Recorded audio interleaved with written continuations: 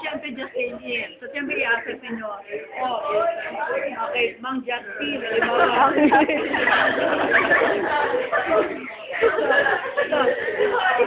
Saan ba kayo nagpunta rito? You have to assess kasi, di ba sabi nga natin, you don't take that pressure right away. Especially kung walk-in patient yan, di ba? Kung yan ay pasyente inside, admitted, wala problema, rested sila. Pero kung yan ay walk-in patient, lalo sa health center, sabihin niyo muna, kunyari, alam ha, matanda ka na, Mang Justin, saan po ba kayo ano po bang ginawa niyo kanina?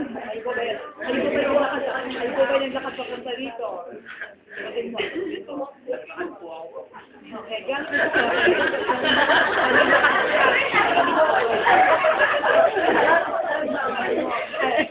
Lalo babae niyo dito. So, sino ba na yun yung galing sa aling center? 2 kilometro. So this time, you're going to allow the patient to rest first, no? So since 2 kilometro nilakad niya, siyempre, hindi lang naman 5 minutes, no? O kaya 10 minutes. Allow a longer period of rest. Kasi 2 kilometro nilakad niya. Pero kung halimbawa dyan lang naman siya sa may tindahan, malapit lang 5 minutes will do. 5 or 10 minutes. Okay? O, ngayon, go to...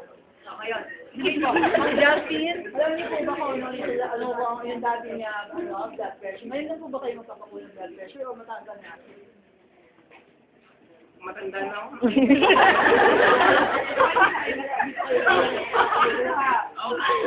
Oo, nakikita ko. Ano ba kayo? 70, pero sumabayo pa rin.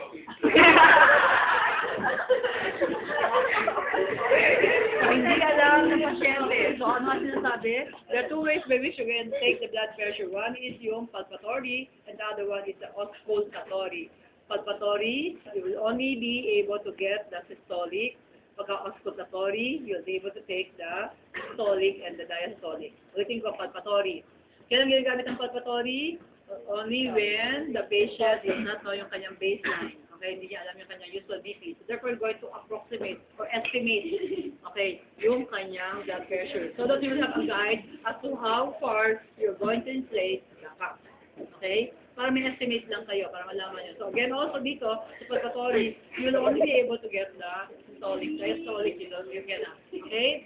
So how are you going to get, okay, the systolic? Of course, through the radial pulse. So, you're going to palpate for the radial pulse. Okay? So, just lang muna. So, paano gagawin doon? First, you are going to wrap the cup on the upper arm. Then, you are going to hold the radial pulse. At the same time, you're going to inflate the cup. Okay? And so, therefore, let's see.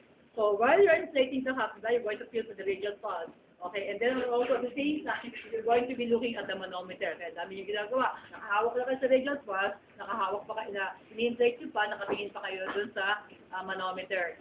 At that point, no, kung saan halimbawa ay nawala, di ba? Nakahawak kayo, ini-inflate ninyo. So therefore, through the radial ng manometer, malalaman nyo kung saan naka-point nyo at nawala yung pulse.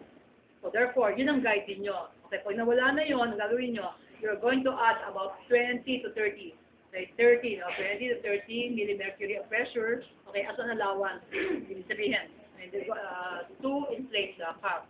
Then after that, you're going to release it. And when while you are releasing it, you again are going to feel for the pulse. At that point, kung saan nakaturo ang radial, yung needle o yung anong tawag dito sa manometer? Yung sabi ko kanina, yung needle niya o kaya yung pointer niya, kung saan point na yon, then that will indicate the systolic pressure. Okay? And therefore, later on, when you do the auscultatory, you're going to inflate the cup according to what you have taken. So, kung halimbawa 80 yun, so nagagawin, sabihin hanggang 130 eh. So, therefore, 80 plus 30, 110. Are you following? Nakuha ba natin? Sige ha? hindi niya alam. Pero kung alam niya, walang problema. Okay, walang problema. Sabi, ano po ba yung studio ninyo? Ako, iba, 20 over 80.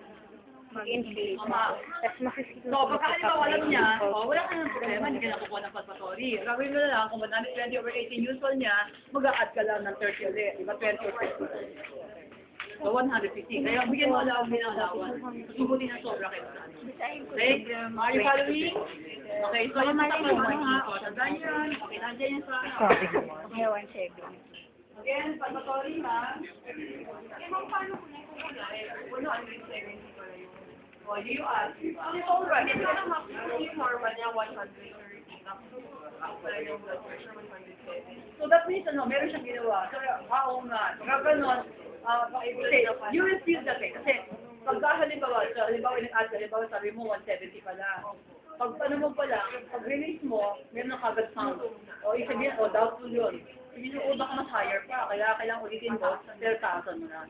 Okay? Sabi niya halimbawa 130 daw. Eh, di ba mag-a-add ka pa? Halimbawa 130 ang sinabi niya, usual, mag-a-add ka ng 30, di ba? Di ba 150? Pag gano'n nyo, pag deflate nyo, meron kagad correct of sound. Sabihin nyo, baka hindi, magduda na kayo. Baka hindi yan ang real, ano niya, blood pressure, baka tumaas. Then gagawin nyo, ulitin nyo ulit. Do not release anymore, release na ulit. Release already, deflate. And then you repeat. So this time, you make a higher allowance. Mag-add kayo, gawin nyo hanggang 200 pa o 180. So, depende sa edad ng pasyente, o kaya depende kung ano man, condition niya. So, yan din yun. Taasan nyo na. Higher than 150, gawin nyo 180, o kaya 200. Baka mamaya kasi talaga. Yes. Yes, you have to wait for about 30 nakalagay sa akin dito, 30 seconds eh. But in practice, we not only 30 seconds, 1 minute. Okay, ang ginagawa namin. In practice yun. Kaya kung minsan makakaano eh, pag nagbabasa ka ng libro, ano ba yan? Iba yung sa ano, practice iba sa ano. Kaya lang since ano nga, ginagamit natin yung libro, so natin. 30 seconds. Or otherwise, in practice, 1 minute yun. Kung minsan depende rin, ito pati. Para talagang ano, kasi yung sinasabi niya, the more you take the blood pressure, the more nagbabago. Bumababa pa nga eh. And therefore, talagang ano, para talagang ma-equalize. Kasi di ba, i-deflate ay ano nyo, you're going to occlude the blood vessel eh. Di ba? So para ma-equalize talaga yung pressure at saka circulation. Hindi talaga. Okay? Are you following? Meron ba question dito about the palpatory? Naintindihan niyo ba palpatory? Yes. Okay, ulitin natin. Sa palpatory again, ginagamit